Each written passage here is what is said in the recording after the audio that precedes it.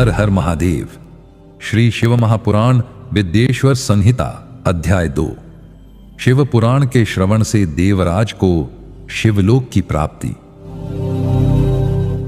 श्री शौनक जी ने कहा, महाभाग सूत जी, आप धन्य हैं, परमार्थ तत्व के ज्ञाता हैं। आपने कृपा करके हम लोगों को यह बड़ी अद्भुत एवं दिव्य कथा सुनाई है। भूतल पर इस कथा के समान कल्याण का सर्वश्रेष्ठ साधन दूसरा कोई नहीं है। यह बात हमने आज आपकी कृपा से निश्चय पूर्वक समझ ली। सूत जी, कलयुग में इस कथा के द्वारा कौन कौन से पापी शुद्ध होते हैं, उन्हें कृपा पूर्वक बताइए और इस जगत को कृतार्थ कीजिए। सूत जी बोले, मुने, जो मनुष्य पापी, दुराचारी, खल तथा काम क्रोध आदि में निरंतर डूबे रहने वाले हैं, वे भी इस पुराण के श्रवण पठन से अवश्य ही शुद्ध हो जाते हैं। इसी विषय में जानकार मुनि इस प्राचीन इतिहास का उदाहरण दिया करते हैं, जिसके श्रवण मात्र से पापों का पूर्णतया नाश हो जाता है। पहले की बात है, कहीं किरातों के नगर में एक ब्राह्मण रहता था, जो ज्ञान में अत्यंत दुर्बल, दरिद्र, रस बेचने वाला तथा वैदिक धर्म से विमुख था। वह स्नान, संध्या आदि कर्मों से भ्रष्ट हो गया था। उसका नाम था देवराज। वह अपने ऊपर विश्वास करने वाले लोगों को ठगा करता था। उसने ब्राह्मणों, क्षत्रियों, वैश्यों, शूद्रों तथा दूसरों को भी अनेक बहानों से मारकर उन सबका धन हड़प लिया था। परंतु उस पापी का थोड़ा सा भी धन कभी धर्म के काम में नहीं लगा था। वह सब प्रकार से आचार भ्रष्ट था। एक दिन घूमता घामता वह दैवयोग से प्रतिष्ठानपुर में जा पहुंचा। वहां उसने एक शिवालय देखा, जहां बहुत से साधु महात्मा एकत्र हुए थे। देवराज उस शिवालय में ठहर गया, किंतु वहां उस ब्राह्मण को ज्वर आ गया। उस ज्वर से उसको बड़ी पीड़ा होने लगी। वहां एक ब्राह्मण देवता शिव पुराण की कथा सुना रहे थे।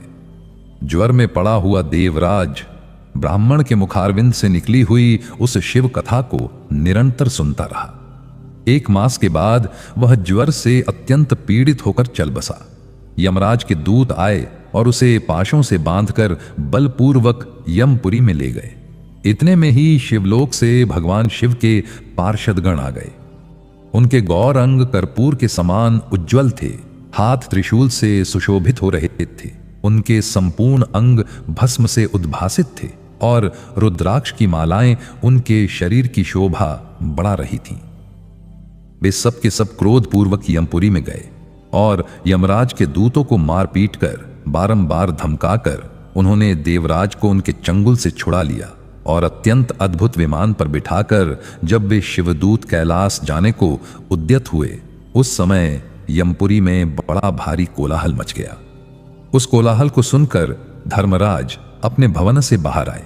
साक्षात दूसरे रुद्रों के समान प्रतीत होने वाले उन चारों दूतों को देखकर धर्मज्ञ धर्मराज ने उनका विधि पूर्वक पूजन किया और ज्ञान दृष्टि से देखकर सारा वृत्तांत जान लिया।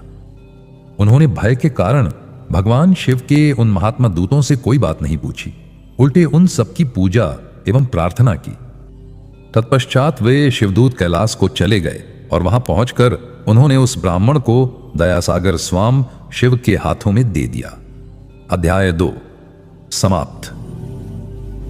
शिव पुराण के अगले सारे अध्याय को सुनने के लिए हमारे चैनल को सब्सक्राइब कर लीजिए और वीडियो अच्छा लगा हो तो वीडियो को लाइक कर दीजिए और सबके साथ शेयर भी कर दीजिए, ताकि शिव पुराण की कथाएं सबके पास पहुंच सके। तो मिलते हैं अगले वीडियो में।